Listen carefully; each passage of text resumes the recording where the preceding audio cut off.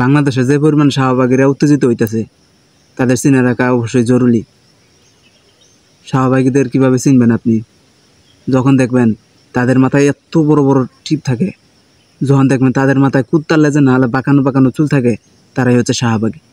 আর এই যে এরকম যাদের হাতা কাটা ব্লাউজ দেখবেন তারাও শাহবাগী। আর শাহবাগী চেনার আর একটা টেকনিক হচ্ছে তাদের বগলের তলায় ইয়া বড় বড় বস্তার মতো একটা করে ব্যাগ থাকে। আর তাদের ঠোঁট দেখলেও বুঝতে পারবেন, পাতা ডলতে ডলতে খাইতে খাইতে ঠোঁটের যে অবস্থা বানাইছে এটা হচ্ছে শাহবাগীদের লক্ষণ।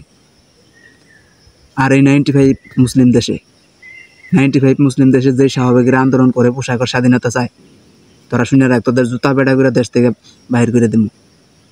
95 মুসলিম দেশে তোরা আবার পোশাকের স্বাধীনতা চাস না? যদি পোশাকের স্বাধীনতা চাস তাহলে বাংলাদেশ থেকে বের হয়ে ইউরোপে আমেরিকায় চলে যা, সেখানে গিয়ে পোশাকের স্বাধীনতা করগা, তোদের ইচ্ছা মতো যা ইচ্ছা তাই করগা। ছোটো ছোটো হাফ প্যান্ট পরগা, ছোটো ছোটো ব্লাউজ ডানা কাটা পরি, সেখানে গিয়ে নিজের ইচ্ছা মতো সব কিছু করতে পারে, বুঝছ? বাংলাদেশে পোশাকের স্বাধীনতা বলে কোনো কিছু হবে না।